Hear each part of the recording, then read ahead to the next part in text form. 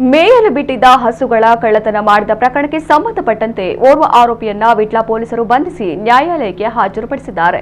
ಉಳ್ಳಾಲದ ಕೋಡಿ ನಿವಾಸಿ 30 ವರ್ಷದ ಜಲ್ಫಾನ್ ಮಾಲಿಕ್ ಬಂಧಿತ ಆರೋಪಿ.